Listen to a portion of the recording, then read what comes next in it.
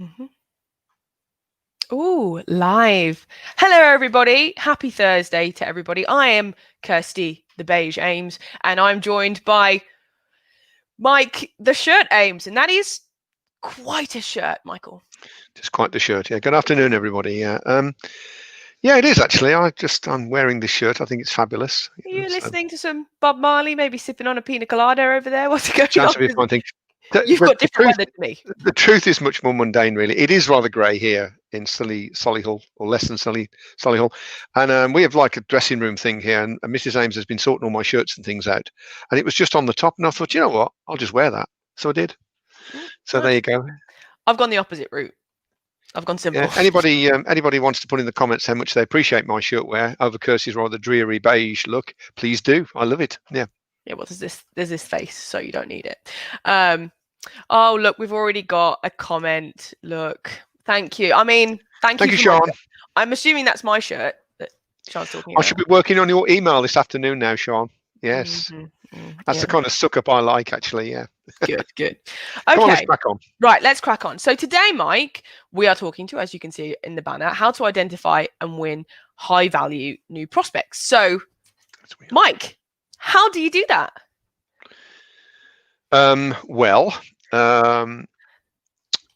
Right. So referrals are always a very good way to win high value new clients, because they tend to be similar to the high value clients that we have.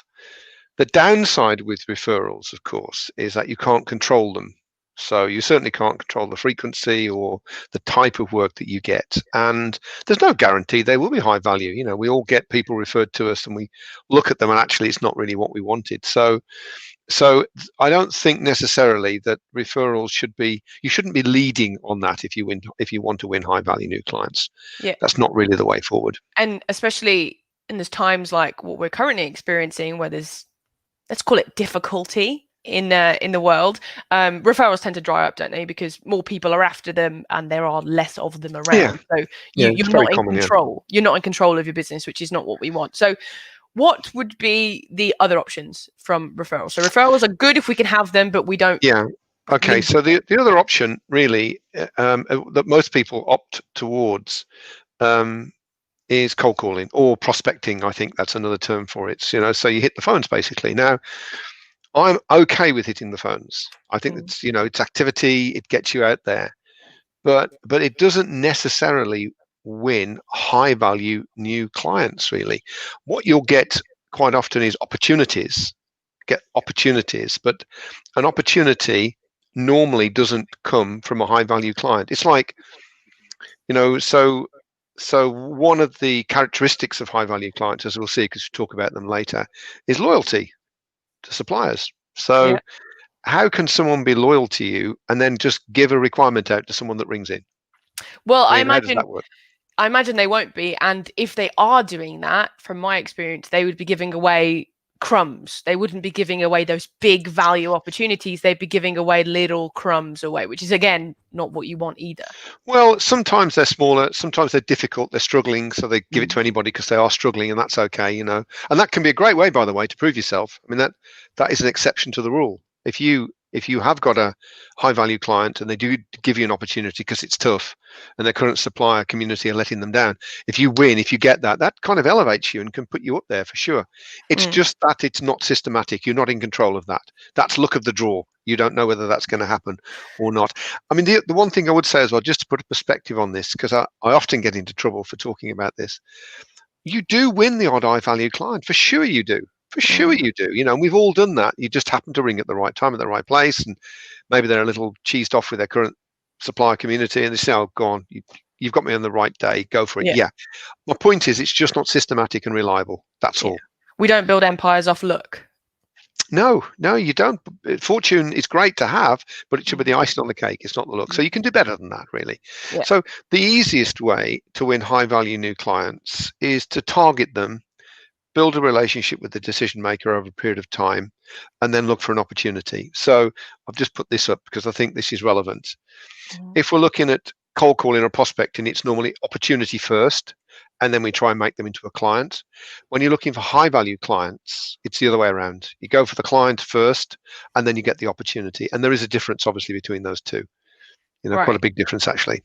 Okay, so if I just sort of am hearing that right, instead of finding, a role or a position or something that you can focus on, you actually take a step back and think, is this client in general somebody I want to work with? Yes. Okay. Yes. Now, how do I know that?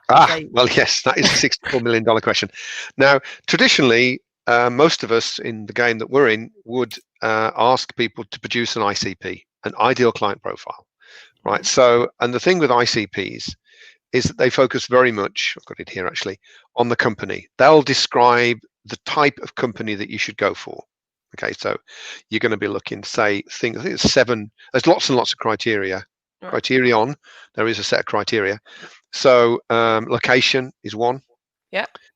Size in terms of turnover or in terms of headcount, whatever. Ownership is another one. Is it a privately owned business? Is it floated? Is it government backed? Suppliership arrangements. Do they have a preferred supplier list? Very strict. Do they have a random kind of held together group of people, or just use anybody?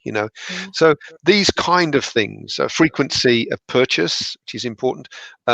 Expenditure, annual expenditure, and the last one is decision makers. So what's the job title of the decision maker that you would aim at? So those 7 things that you would normally kind of look at, and they're focused on the client. Now, I think that's still a very useful thing to do. In fact, I've got 2 or 3 projects at the moment with clients where I'm doing that very thing with them to understand what it looks like. And the reason we do that is, first and foremost, it's to give us some scalability and it's to give us some consistency. Okay. So do you know what I mean by that? Can you imagine what I mean by that? I mean, scalability, I can sort of imagine, when you're picking people, you want to make sure that you could scale that up and have more of those kind of clients. But consistency, I'm ignoring about. Well, if have you seen those old-fashioned coin sorting machines? We've got one here actually. We do. An old-fashioned coin sorting machine, right? Okay. So you put a handful of change in the top, and you press the button. It goes, and it sorts out the £2 coins, the pound coins, 50 pences, and so on, right? So there is a certain consistency there in that I can choose how far I go down that list. I could say, well, okay, sort out all the leads. I'm going to take all the £2, obviously, and the pounds and the 50 pences. But the 20 pence is probably not, unless I'm absolutely desperate. And 10s, 5s, 2s, and 1s, no chance. I'm not interested in that. Worth. And the ICP is like that sorting machine. It enables you to be able to sort through, so you've got a consistency in your client estate. Now, many companies have various different types of ICP. Each of your product streams, product lines, can have a different ICP. So, for example, we provide services to recruiters, do we not? Yes, we do. But who else do we provide services to? You and Peter particularly. Professional services, so lawyers, accountants, that kind of thing. Completely different. Completely different. So you've got 2 ICPs there because we've got 2 products aimed at 2 different markets. So it's fine to do that. You can also have an ICP specifically just for a campaign. So you take the generic ICP and say, well, actually, although we do in the Greater Midlands, we're going to focus on Staffordshire now or something, right? So you can vary it slightly. It gives you focus, and that focus gives you consistency. And if you're a company with a couple of people working in, so would each individual person potentially have a different ICP as well? Depends. Again, it depends what they sell. If they all sell the same thing, they'll all have the same ICP. The only thing that could vary it is if they're selling it to, say, different locations or different types of companies. So your sector is the so-and-so sector and somebody else's sector is a different sector. Well, obviously that's reflected in the ICP. This point of consistency though and scalability means if you don't have a strong ICP, which is something that you actively police, people will just go and get any old rubbish. It's left up to them. Scalability, one of the definitions of scalability in a business is that no function should depend upon a specific person or specific people on their skills or experience, because as soon as you have that, you've got a person. As soon as you've got a person who dictates your success, then they can leave, they can be ill, they can just be saturated. Right? And therefore your scalability stops. So you have to build an engine which is scalable. You have to take away as much from the dependence on people as you can. So if you depend on your top-notch people to decide which companies to target, that's not scalable. If it's, well, we target these, this is what we go for. I mean, you can even, I've done this several times in the past, you can even weight the criterion, get it right. criteria. You can weight them. Weight So them, that meaning? means that some are more important than others. Oh, right. Okay. So Right? location may be a preference, but not that important. Yeah, But it might be a 10 out of 100, the whereas frequency of it. frequency of purchase might be 30. And Yeah. then you score each lead out of that weight and add it all up. And the ones with the biggest numbers, obviously, are the most important. So you can do that, which is a really cool way. It's a scalable way to focus your team to get the kind of requirements that you want. Right. See, that makes sense, doesn't Yeah. it? I imagine But that's especially useful for more junior staff members or people who are just like dipping their feet in sales or growing. That's going to be most useful for them. yeah, very much so, because when we talk about the lawyers, particularly, if there's any lawyers, give us a quick hands up if there's any lawyers on the show. I think we've got a couple of comments actually, but maybe there are. But I think they'll just focus on people that will talk to them. So if someone will take a call and go to the cricket with them and have lunch with them, that's a prospect. Yeah. Well, is it though? I mean, is it? That's not. How does that work then? So I think it's important to give more junior people a real good focus. These are the guys that you want. Now, if you're going for opportunities, if you're just ringing around, say a recruiter just ringing around looking for some business to work on, because it's the tyranny of the targets. You've got to hit your target the end of the month, and the next month you're going to get an opportunity, which is a pretty random way to grow a business, really. But a lot of activity. What you really want is the client to ring you up and say, we've got another opportunity here. Well, they'll do that if they've got like loyalty and if they value relationships. Right. But if they give requirements out to everybody else, they clearly don't value relationships in the same way. It's kind of a paradox. Is that the right word? I don't know. I'm still confused as to paradoxes, to be honest with you. Okay. All right. So part of your ICP is focusing on the company, to making sure that all of those things that you want work. And I imagine as well, working with the same-ish kind of clients means that you get a reputation within that industry or sector as well, which I imagine will be helpful. But is there anything else? Is there another part of the ICP? Can I just, before I answer, there is actually, but let me just bring up this comment from Steve Telford, which I think is quite relevant, right? So companies have PSLs, right? Preferred supplier lists, of course they do. Suppliers have, I presume PCL means preferred client lists. And yes, they do. And what we're talking about here, it's a good point, Steve, thank you. What we're talking about here is you're going to define what your preferred client list looks like. And there are two levels of it. One we've already covered, which is very much along the lines of, well, the company side of things, the sort of things that you can mostly get off the internet. Yeah, or LinkedIn. Much. LinkedIn has or a lot LinkedIn, of or there are sites. We've got a site. I don't know what it is now. Melanie would tell us, no doubt. But we've got a site where you can go and look at company information, so you can see. Or should I make that up? I don't know what it is. What she uses, she chops and changes quite a bit. But you can certainly identify that. Thanks, Steve. You can certainly identify. I just got to bring this up from Nikki. Sorry, Kirsty. That's just a bit of a sucker, Nikki. really. Thank you, Nikki. Yeah, but I get this. So there you go. She's laughing at you. Yeah. So, okay, so we've got companies, one part of it. What's the other part? Right. So, and I think that's important, because certainly around the suppliership, I think, if you've got a suppliership arrangement where it's handled by some kind of, say, the purchasing department or the resourcing department or whoever, HR people, where they just give out work and they don't really care. There's a gap between the person that authorizes the work to be done and the person that's having the work done. So again, to talk about recruitment, so the HR department might put you on the PSL. It's fair enough. However, it's the buying.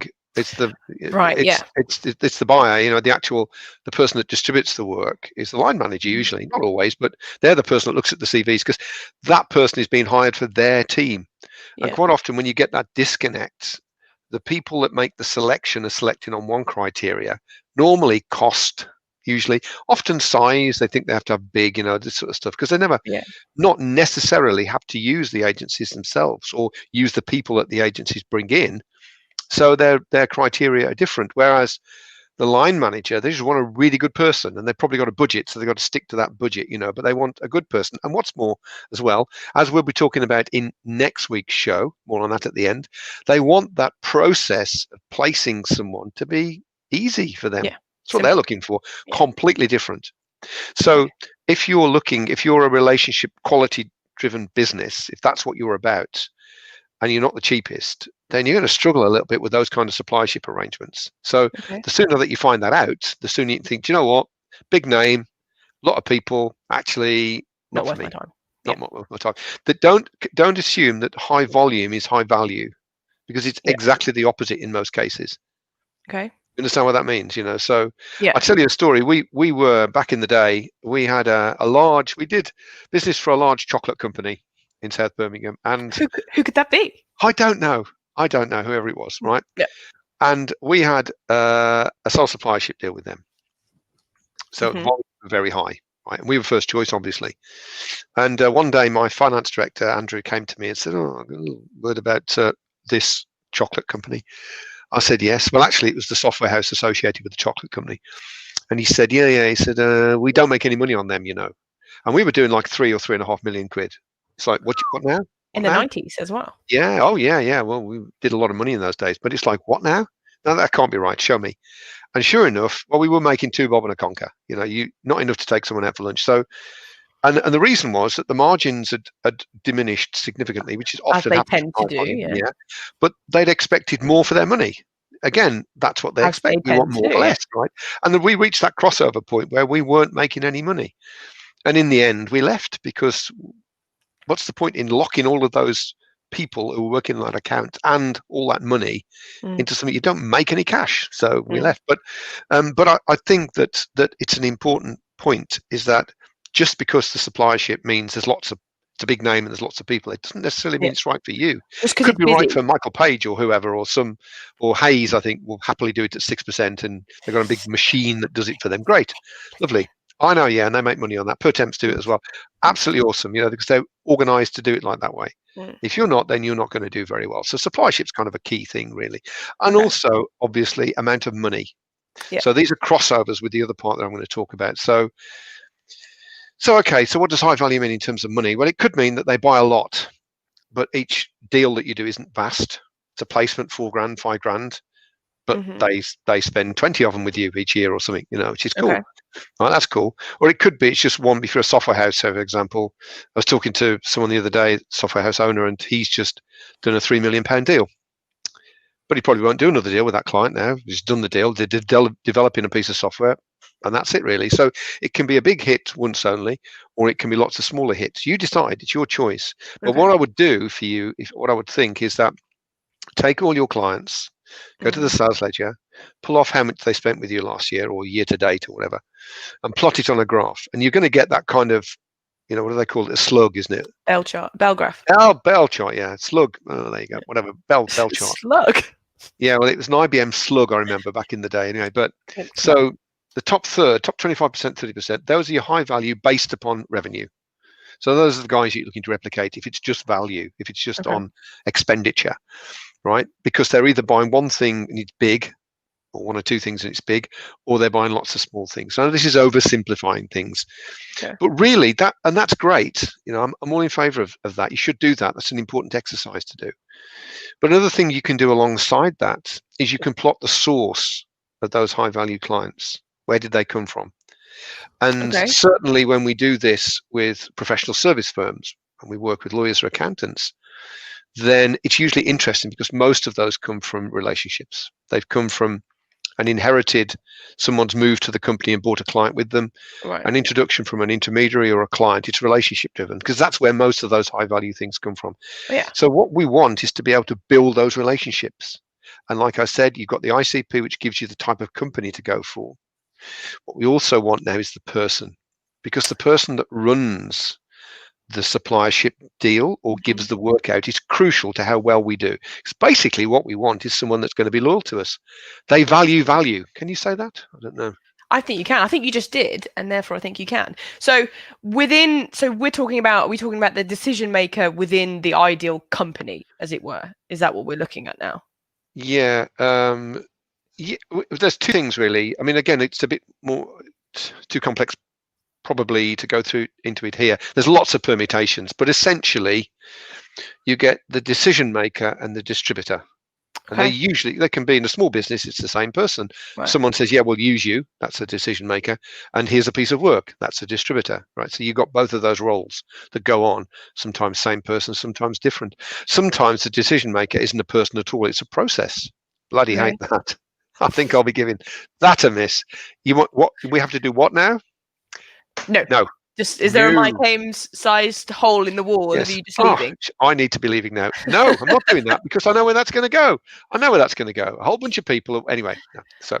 So what for me personally? And if you're a big operator and you're watching this and you're a big operator, well, fine, go for those kind of companies.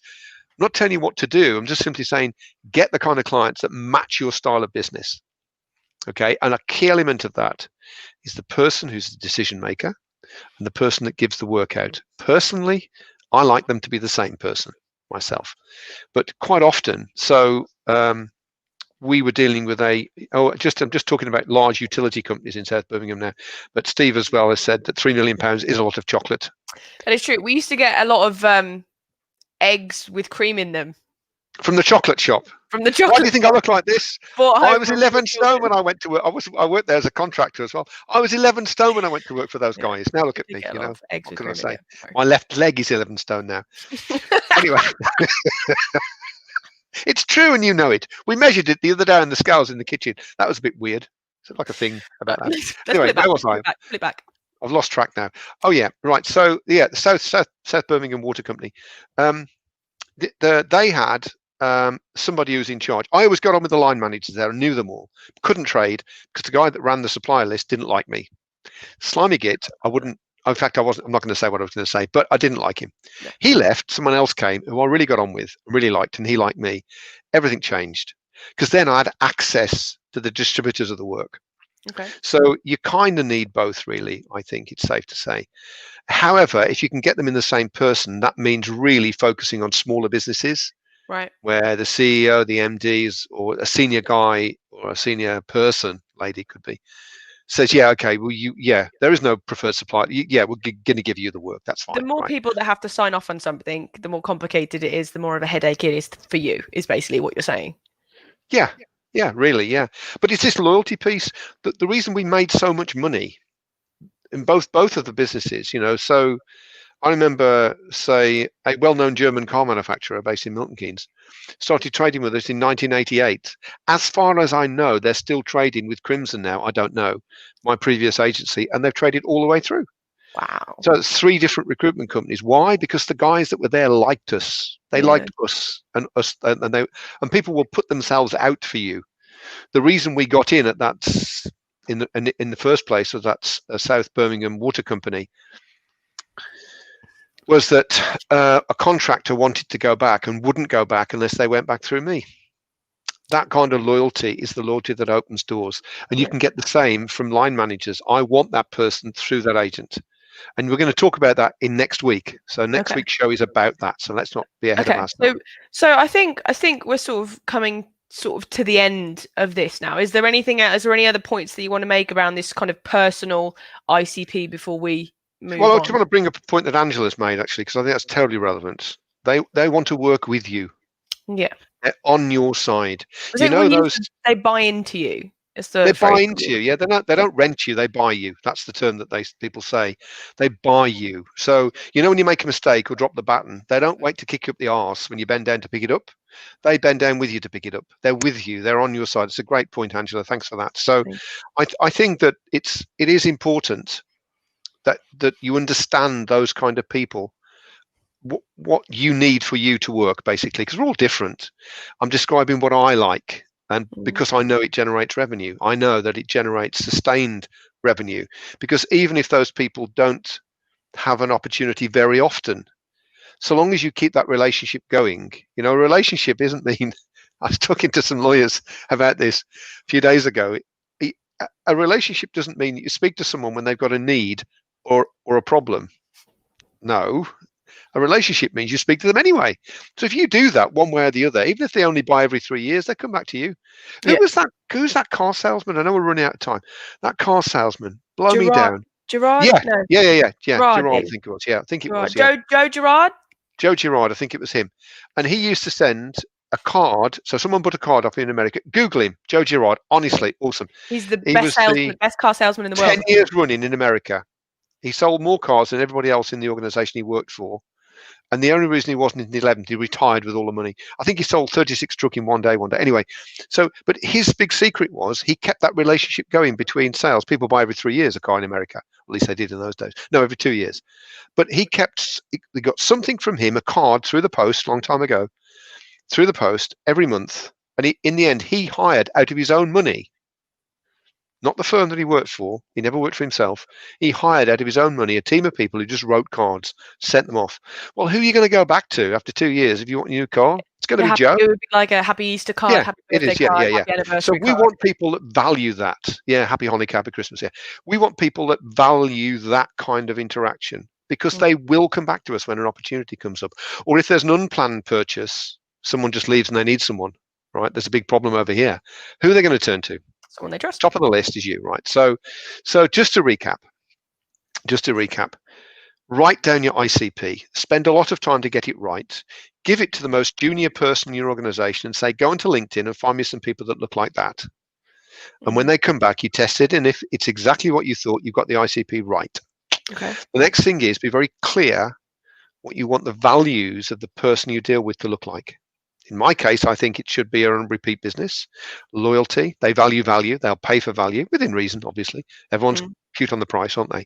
But that's the kind of person that you want. And then, see if I can find, where are we now? Banners. Here we go. I'm just saying as I do. He used to be someone. I probably ought to. There you go. No, that one. Sorry, it's that one. There you go. That's the deal. You seek out the clients that you want first. The opportunities will come, and they'll keep coming on and on and on. They'll be loyal. They'll be loyal. So you want to form that relationship with your client first. Yeah. That's one final Glad which I think is terribly relevant. Yeah. A relation goes far beyond a transaction. Definitely. Thank you for that, Steve. Yeah, thank you. Hope that bacon sandwich was good, Steve, by the way. Okay. I think we pretty much wound up then, haven't we, Kirst? Yeah, I think we have today. So essentially the whole thing on this is to be more in control of where your new clients come into. You need to look at your ICP, and that's on a company level and on a personal level. And as Mike said, to do that now, go away, write down what your ICP is, write down location, size, ownership, suppliership, frequency, expenditure, decision maker, then look at the person, figure out if they're loyal, whether their expenditure is what you want it to be, and whether they value. And from that, you'll get a lot more control over your business. So then you go and get them. Yeah. Then you go and get them. Can I just say, have I got time to say a quick word about next week? Quick word. I was going to ask you, what have we got coming up? Okay. So we've got Martin Drake on next week because he and I share something very similar. We've both been users of recruitment companies, and we're both in recruitment companies. So we are going to be doing the gamekeeper poacher thing going on. And we're going to talk about, and although they're recruitment company, that's the sort of theme of it, it applies to any service provider, tell you the truth, the sort of things you're going to talk about. And it's the sort of stuff that people do that clients hate. And conversely, the sort of things that people do that clients love. It's going to be a great discussion. I'm really looking forward to it. Okay. All right. Well, thank you so much for everybody for watching today. And thank you so much for getting involved with everything as well. We really appreciate the interaction that we get. And we'll see you next week, 12:30 on Thursday. See you next week.